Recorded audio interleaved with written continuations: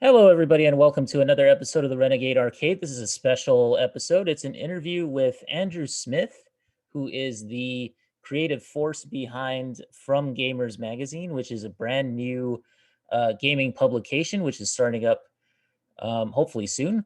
Right now, it is in the crowdfunding phase on Kickstarter, so we definitely want to support that. And that's why we're doing this interview, actually, is to go ahead and promote the Kickstarter and hopefully just get that project funded because it looks really awesome. So, how are you doing today, Andrew? Welcome to the show. Thank you so much for having me. I'm really excited to be here and I'm doing well. And I'm really looking forward to sharing about From Gamers with all your fine folks. Thank you so much. Thank you. All right. So, why don't we start off with just talking about your history in the video game industry? I'm very intrigued to hear about how you started in the industry and sort of where your career went as it Sure. began. Yeah. So I got started when I was a sophomore in college and I had really never done anything with writing in the past. I'd always been interested in it and I'd always been interested in keeping up with the gaming industry, but I'd never done any like published writing work before that. And I wasn't really into it in high school. But Mhm. things aligned and I ended up writing for free at a small website called Sit Critic. And I started that in March 2018 when I was a sophomore in college and just kind of got some experience, learned the ropes, doing some news stories and some fun features every now and then, just kind of learning how it worked and seeing if it was something I was interested in. Very cool. Of course, it was free writing, but it was still some type of published work and some Yeah. experience. So that experience was really valuable going forward. Um, and then eventually I just decided it was something I wanted to try to pursue. I had extra free time while I was in school, and I wasn't committed to a job or anything, so I just had to work on my class schedule. Mhm. So I decided to start emailing out some editors at different publications and trying to pitch stuff. My main focus is guides, so I did a lot of guide work. Um, Very cool. so I just went for it and I emailed Sam Claiborne, who's the guides editor at IGN, and I sent him some of my samples and I offered to do some work for him. And one thing led to another, and he offered me the chance to do the Hitman 2 guide for IGN. So I got started there. That was really a interesting experience because it was the biggest project I've ever undertaken. And to do something like that for IGN, where thousands of people are going to be reading your stuff, is a little terrifying. Oh yeah, I And bet. I had no experience with the Hitman games, but I wasn't about to say no. Um, so I did that, and that kind of snowballed into more work at IGN. It led to another guide for a small game called Observation. I'm not sure if you remember that one. It was like a little space. You were like It trapped in a sounds spaceship, and your familiar. crew was dead, and you were trying to. It was like an indie game, but it ended up getting, I think, got like a 10 from IGN or a 9 maybe. Um, Yeah, yeah, that but sounds so I ended up familiar to doing me that, actually. and then those two guides led to doing all the Fortnite guides for IGN. Back right when I think my first season was maybe season 10, and I did it into chapter 2, season 2, maybe. I don't know. I say about 4 seasons and did a lot of Oh stuff wow. there. And that's really where I learned a lot about SEO and Mhm. ranking and all that good stuff. And All that, yep. all that good stuff. Yeah. So that experience led to a chance to cover Fortnite for the news team and in turn any other news on IGN. So that got me connected there. And I stayed there for about 6 months or so, I think, doing news and the guide work. Mhm. And so it was a really good experience to get to work with all the names you see on Twitter, people with the check marks and all that stuff. Yes. But it was really fun and it was really good, valuable experience. And I took that experience and I started my own website, Guidefall, which is just as the name says, it's video game guides. And that started, let's see, when did we start that? August 2019, I think. Oh And so wow. it's almost a year and a half old, and it has about 200,000 ish viewers a month, and so it's been a good experience. Oh, that's awesome. Yeah. Yeah, so I don't do as much freelance stuff anymore, but Mhm. I've done things here and there for other outlets, mostly just one-off things or one-off guides, but just kind of bounced around, and all that led to Guidefall, and then eventually all that snowballed into From Gamers. Very cool. Very cool. All right. Yeah, I love that. I love that you went from like sort of it was almost like a work for hire kind of situation, Right. and then it just became like, went slowly into your own thing, which is awesome. Yeah. I didn't know Guidefall was so popular. That's cool. I visited that site actually because I know you linked to it, I think in the Kickstarter or something. Hmm. Yeah, so I visited the site and I really like it. Thank It's you. I very appreciate that. clean, it's very cool. The writing style is awesome. So, Appreciate um, that. So let's talk about, you and I think are pretty much the same generation. So we grew up reading a Right. lot of video game magazines, and that was kind of a unique sort of time because we didn't have the internet. So magazines Right. were what you got. And that was like, Absolutely. when E3 happened, it was all magazines and just double page spreads of whatever was happening at the show. And yeah, so I want to talk about like how it is to start up a brand new print publication in the world today, because it's like that must come from a place of like a deeply passionate place for you, Right. because now it's so internet focused, and it's like, who has time to even read a magazine anymore? It just seems like. But um but I just want to talk about that, and I also want to talk about like your favorite magazines from the past, and how it was to sort of get into the business and want to bring that back in a way. Well, I'll tell you, it really started with just a love for physical media. I love to collect stuff. I've Yeah. always loved to collect just odds and ends, random stuff. And as I got older, I started collecting gaming stuff, or I love those fun little Funko Pops, those little, Oh yeah, me I too. collect a lot Yep. of those. Got a bunch of those. It's just really sad to see all that kind of stuff going away, to see Yeah. games going away from physical releases to digital releases. And with that goes the cool little collector's editions and the little collector's items that come with it. And so that was really where From Gamers was born, the Mhm. idea and the passion for it. I missed out on all the good stuff, really, like EGM and Nintendo Power and all that stuff growing up. I never really read any of that.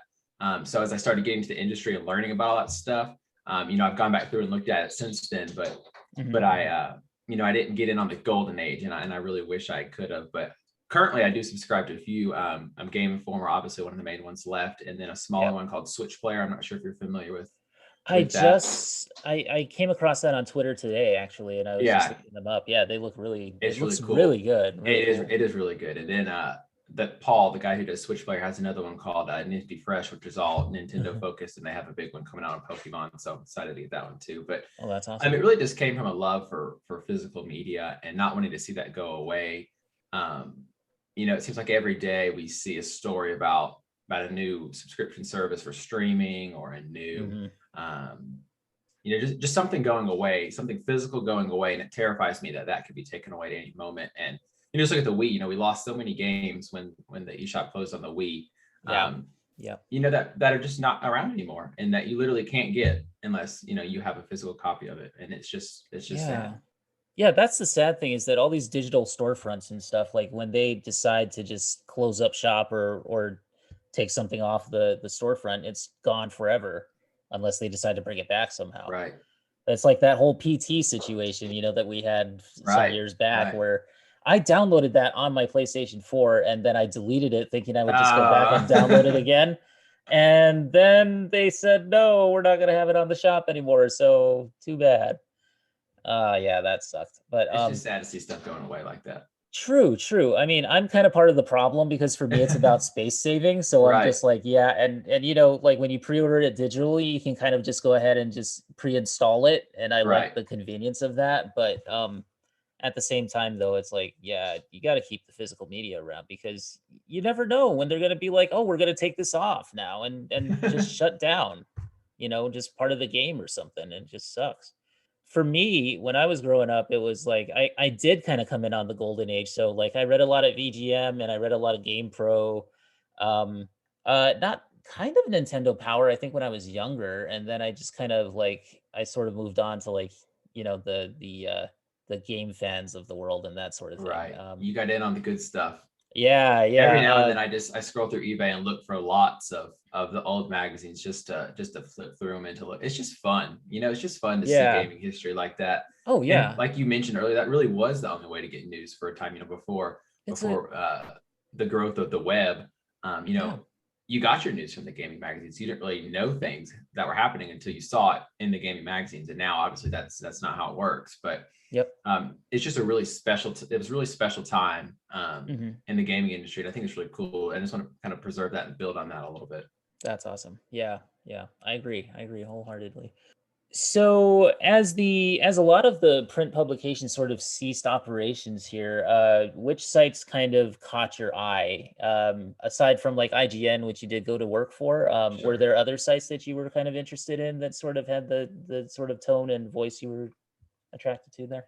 But to be honest, since I worked with IGN, that's where I went for most of my stuff. I tend to go back to the sites I've worked for just because I have relationships with the people. I also worked for Game Revolution for a little bit while I was working with IGN. I'm not sure if you're familiar with them, but so I'd go there and I'd go to IGN, but I never really found a place that really Mhm.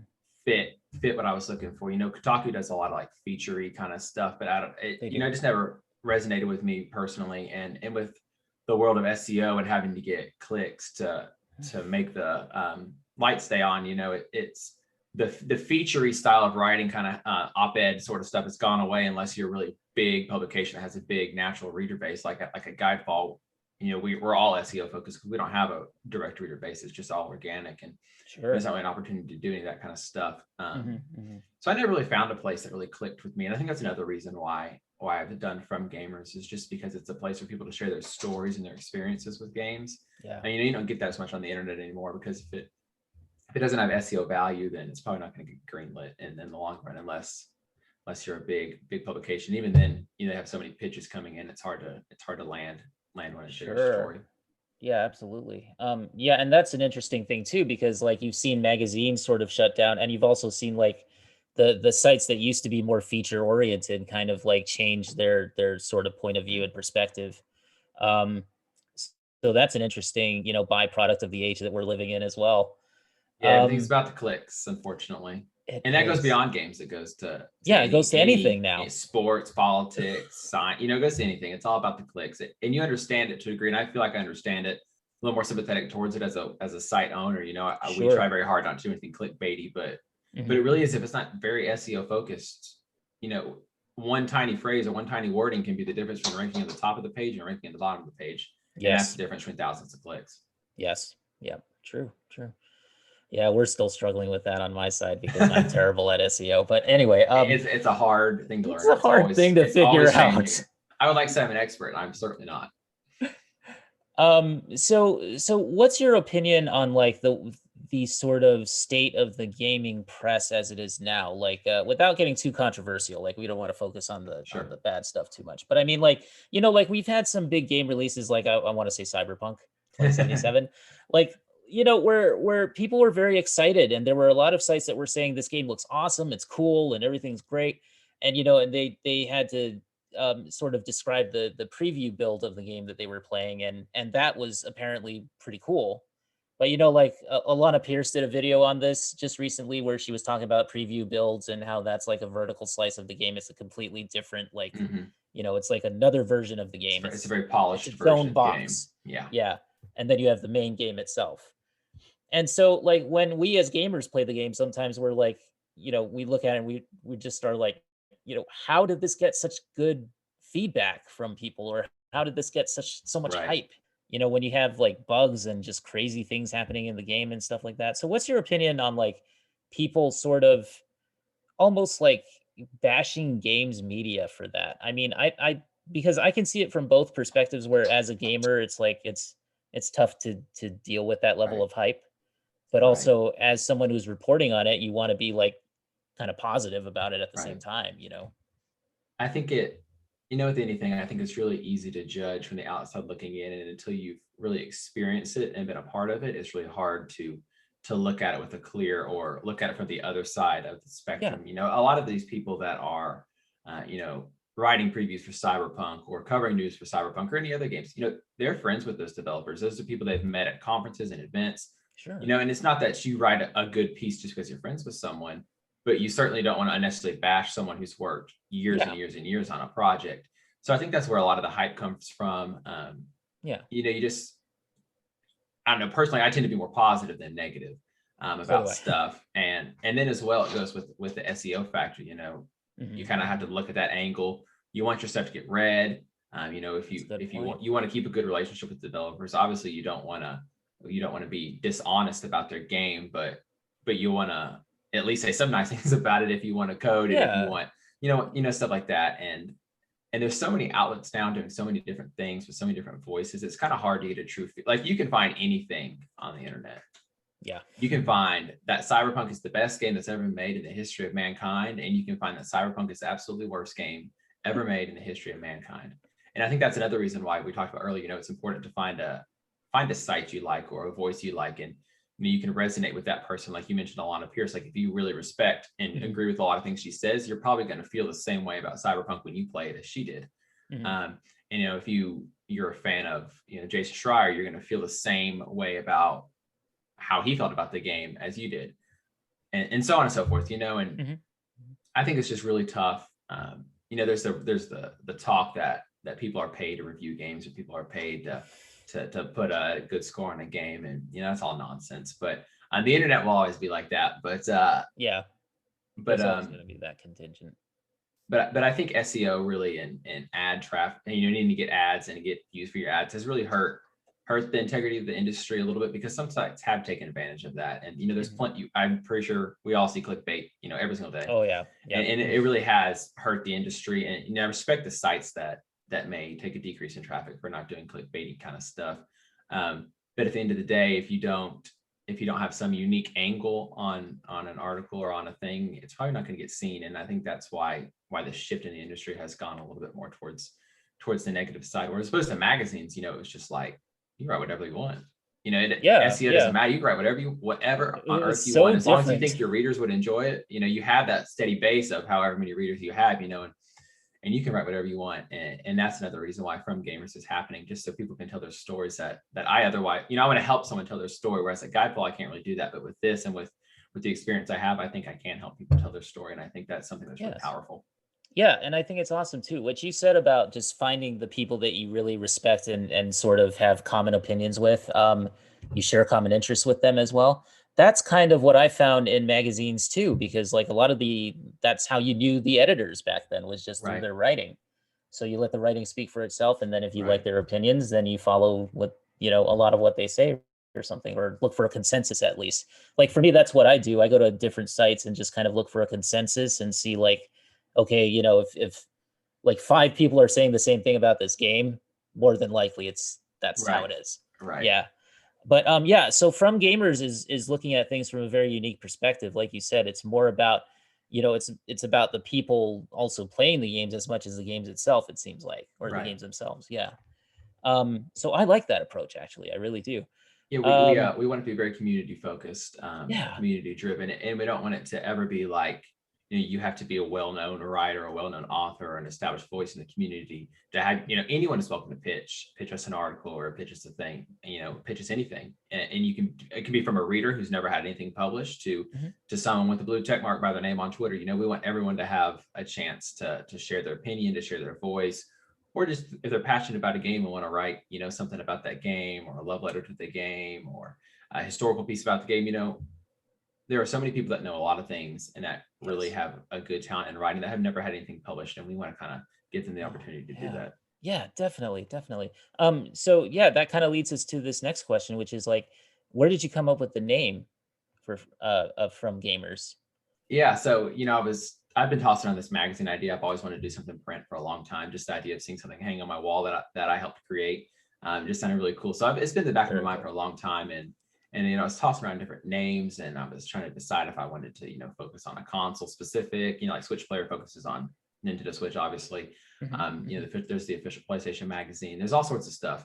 But I just really wanted to just be able to cover anything I wanted. Anything that was going on in modern gaming, I wanted to be able to cover. So I just went with the broad thing, and I was like, you know what? I want this to be a community-driven thing. The whole focus is that it's from gamers, just like you. Our little tagline is "From Gamers by Gamers." It's from the gaming community, and it's written by gamers just like you. It's written by the guy next door playing Modern Warfare. It's written by the 30-year-old man at his house playing, whatever, with his kids running around. It's written by everyone. There's just so divisive in the community right now, and I just kind of want to bring it together. There's all the console wars and the fanboys and all that stuff, and I just want to bring a group together. We're all enjoy the gaming experience. We all enjoy playing video games, and let's just talk about them. It's such a great hobby, like why are we fighting each other over this? We're all on the same team. Exactly. What's the format of the magazine going to be like? Are you going to focus more on features? Are you going to focus on some reviews and previews as well, or sure. Yeah. So there's a little bit of everything. I think for issue 1, our content lineup is we have 6 reviews. We have 4 game previews. We have, I believe 5 features, a cover story, and some developer interviews. So we have a little bit of it all. You know, Very kind of cool. wanted to to pay some respect to the older magazines, Yes. and do some things that they did, and also, you know, put our own twist on it, with Mhm. fun features and fun stylized like stuff like that. So, you know, the reviews will be a little more toned down and a little more focused on the writing and the words, whereas the features Yes. will be a little more fun and artsy and have that that fun old school magazine feel that everyone loves. But Very cool. so we kind of want to have a nice balance for for everyone. It's modern gaming.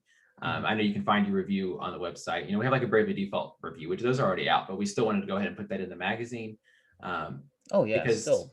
just why not? You know what I Why mean? not? Why not? Yeah. Yeah. Yeah. So yeah, that was a question that I wanted to ask you as well. Is it going to be more focused on the modern stuff or retro or a combination of both? Yeah, so the focus is modern because I feel like there's already a couple of retro ones out there from smaller publications, and like I said, we There didn't are. want to get too niche in our audience focus, but Yeah. that doesn't mean we won't have retrospectives or a retro review from time to time. We don't necessarily in issue one, but Mhm. that doesn't mean we won't adapt in the long run and have some stuff. But really, the focus is modern gaming. I think the features focus on Far Cry, Deathloop. We have some really cool feature on The Last of Us Part Two. Mhm. What else do we have? Very Oh, we have cool. one for Spider-Man Miles Morales. So it's really more focused on Nice. stuff that's about to release. We try to time it really well with the release of the magazine. So like Deathloop and Far Cry are kind of released. Well, who knows about Far Cry, but Deathloop at least releases kind of right when the magazine releases, and then you know, we just have some other stuff about current releases, modern releases. Very cool. All right. What's the tone that you're looking for? What kind of editorial voice are you kind of going for with this publication? Sure. So you know, it's a little more serious, but fun to a degree. Mhm. You know, we don't want to get too crazy, but we also don't want to be so boring that no one wants to read it, you know? So it's very professional in the sense of, especially our reviews, we're trying to keep those very professional. Sure. Um, you know, because that is someone's livelihood that they've created that game. We want to keep that really Of professional. And course. then the Of reviews course. maybe a little more fun, but really where we're having the fun is with the art design. We got some crazy art stuff going on. I was Um, gonna ask you about that actually. Yeah. What? we have a really cool feature on Spider-Man Miles Morales, and we had this really just crazy looking Spider-Man that an artist was willing to share with us, and was using the Awesome. magazine, and it's crazy. Because you're also asking the community to sort of send in some artwork and that sort of thing, right? Yeah, so we've been reaching out to some smaller artists and some less well-known artists. A, because we can't afford the big name artists, and B, because we want to just shine a light on some community artwork. You know, there's a lot of really talented artists Oh, there's that so don't much have. talent out there. I mean, you And see it's it like every every day day on I scroll Twitter. through and I'm like, wow. And then I look at this, like the person has like 50 followers. And I'm like, well, that was awesome artwork. And Yeah. that's not being seen. So it's not, we don't want to necessarily make it seem like we're taking advantage of anyone, but we just want to give them the chance to show their work. And some of the stuff, like the Spider-Man one, is already one that was drawn that artist had already created, and she's allowing Yeah. us to use it in the magazine. And then of course she'll get credit for it, and hopefully bring more people to her page and to her work. Very cool. Very cool.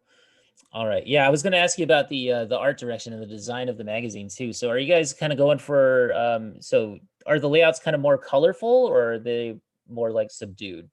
Sure. So the features so far, we're still working on some of the art designs for a lot of the stuff, Mhm. but the features are more colorful. Mhm. It's not necessarily like slap a bunch of screenshots on there like the old school EGM kind of stuff was, where it was Not the like old. popping out at your face, but it's more just like an aesthetically pleasing, colorful design. Like the Spider-Man one, for example, it has a blue Spider-Man-y dark blue background. It has a really cool web spread over it, and it has Oh, some nice. cool it has some cool Spider-Mans placed within it, and the headline is written like it's, you know, the same art as the name of the game, and just That's stuff like cool. that. So That's we're cool. really trying to have fun with those, and then be a Yeah, little more toned down with the previews and the interviews, and focus on the content there. But you know, we're sure. still adapting. So what issue one looks like could be a little bit different from what issue two ends up looking like. And we'll take Mhm. community from we'll take feedback from our community, Mhm. and get some feedback and stuff, and just tweak it and try different things and have some fun. That sounds really good. Yeah, yeah. I miss those colorful layouts from Yeah, the yeah, it's a days lot of of fun. yesteryear, you know. That's I was how we like, connected, I think, actually, was through yeah, that. that's Yeah. right. I was like, how crazy can we make these features look without being too out there? But Yeah, we don't want to go full like 1993 right, style, we don't want to go overly crazy, but we want it to be like something you can't find online, something you won't see on Yeah, the internet. yeah. Obviously with just the way the internet is, you don't see any of that kind of stuff. You don't see cool art direction like that on the internet. Yes, And if you exactly. do, it's in a YouTube video. It's not the Exactly. same as in print. That you like, the goal is for someone to look at a feature, admire the art for a second, and then read the content. And Yep, it's kind there of you go. that's the focus. Yeah. Yeah, perfect. All right. Let's see here. So, how has the Kickstarter been going? I know that how long ago did you start it, first of all, and what has your experience been like with the platform? Sure. So the campaign's been going about 50 days now. It's a full 60-day campaign. I had never done any crowdfunding before, so I had Mhm. no idea what I was doing. I was scared. I was a little nervous about it. So I just went with I wanted the whole 60 days to raise the money. Mhm. And so we've been going. We're on the last 11 days now. We only have, I think, last time I looked, it was about $600 left to go. So hopefully we'll get across that finish line here. But Mhm. yeah, so it's got about 50 days left. It's been an interesting experience. It was really good at first, right when we launched and right when we announced it, and there was a lot of support from the industry and my friends as fellow writers and stuff that I knew were kind and Yeah. shared it with their audience and stuff, and so that got it going. And then kind of in the middle ground, it's been a little slow, and it's been a grind of trying to get people and just bring it in front of people. We've been trying to be vocal on Twitter and Instagram Mhm. Mhm. and to share a little bit with people, but it's really just hard to get in front of the audience, the right people. There's a very select amount of people that still respect and love and enjoy print media. Yes, And yes. even a smaller amount of people who, with everything going on with COVID, have the ability to pay for it. Yep. Um, so we've been trying to we try not to overprice it too much, but enough to get the campaign funded. Hopefully we fairly priced it, but I think so. Yeah, definitely. awesome. For me, it was fine. It was perfect. Yeah, just hit the spot, man. I've Um, found it's very expensive. And where we price that right now, it's a break even price point. So it's not like we're stuffing our pockets with anything. It's really just a passion project. mhm, mhm, sure. Printing is incredibly expensive. Apparently, Oh, yes. I've since learned I that no printing and shipping doubt. are incredibly expensive. And we also want to be able to, we can't pay our contributors a whole lot. We want to pay them something for their work, and Sure. also send them a copy of the magazine so they can see their work. Sure, sure. And so hopefully as we grow with the reader base, we can afford to do more things and pay our writers more and have cooler artwork and all that stuff. But like I said, it's really just a passion project. It's not something I'm looking to line my pockets with or anything like that. It's just a fun passion project and a love letter kind of to gaming. Yes, yes. That's what it sounds like to me, man. It sounds wonderful to me because, as somebody who really who grew up with magazines and who really loved just flipping through them. I mean, just the experience of it. Right. It's something that can't be replicated with a website. And as someone who has a little hobby site, a little niche site as well with our podcast, I mean, like, Right. it's just putting that thing together for me, and I have very little, like, I'm not a good artist or anything like that, or graphic design is like beyond me. But I mean, like, you do your best and you try with something like a Right. website, and especially when it's something so small like ours. But it's really tough to replicate that old feeling, and I miss it so much. And that's why, like, I look at things like Game Informer, Retro Gamer, Edge, Old School Gamer, Megavisions, Retro Right. Magazine, just to name a few. I mean, like, the ones that are still around now, they're the last bastions of that sort of feel. And so now to have Absolutely. your magazine kind of come in and add to that, it's so nice to be able to support something like this and to support your project. So Well, thank you. We really want to carry on the legacy of what so many other great magazines left for us, and obviously we're going to be a little bit different. We're not going to have news, obviously, because no one's going to want to read news in our magazine. They're going to go to the IGN or any other website to read news, but we just want to build on what they left behind and continue to expand that love for physical media and keep it around a few more days. can you imagine in a post-COVID world, like, with your magazine gaining in readership and just doing, like, and maybe like a big trade show coming back or like a TGS or something like that, and being able to like feature that in your magazine or something? I think That that would would be be really awesome. awesome. Yeah, we tossed around the idea of doing an E3, feature kind of thing in the magazine, Mhm. but it's a good thing we decided not to greenlight it because now they said they're going online. So, Yeah, yeah. but it would be so much fun. I look forward to the day when those events come Maybe when back the in. world turns back to normal, I hope so. I'm really and we're hoping able this to. hasn't killed the likes of E3. It's already on it's on the struggle bus there for a little bit, Yeah. but but we'll see what happens with it. Well, there are other expos too, so thankfully Yeah, we still have PAX, and we PAX still and all have that good stuff. yeah. I'm hoping I can get out to one of those one of these. I was intending to go to E3 this year and trying to go to PAX, or in 2020 and try to go to PAX. But obviously that didn't work out how expected. Yeah. Who would have thought? Who would have thought? All right. Well, Andrew, thank you so much for coming on our show. I don't want to keep you too long because I know you're very, very busy with a lot of stuff going on. So just, let us know when the magazine is all ready, and then you can come back on and we'll go ahead and promote it some more. How many issues do you have planned so far? So far we have the 2 issues planned in our Kickstarter. Okay. And then we're going to just kind of figure out how we want to go forward. We want to keep producing more. It probably won't be a monthly thing, but we do want to keep producing more issues and doing more things. So I'm not sure if we'll go back to Kickstarter for that, or if we'll set up like a Patreon or just sell their website. I'm not quite sure yet, but we'll be sure to let all our Kickstarter backers know where they can get the next issues. We'll keep them updated. Issue 1 is set to release in May 2021, so just a few months from now. Man, and then that's issue close, 2 is set to release sometime around October, November-ish. Maybe a little earlier. I don't know. It just depends. We wanted to spread them out a little bit because obviously more things will happen over that time. Yes. So we'll see. And then hopefully we'll be back in towards the end of the year, 2022, with another Kickstarter or more news on issue 3 and where you can reserve that. Awesome. All right. And where can everybody find you online if they want to follow you? Sure. So the magazine is at From Gamers Magazine on Twitter, or actually I think it's Mag on Twitter, From Gamers Mag. And then me personally, I'm at _ Andrew T. Smith on Twitter.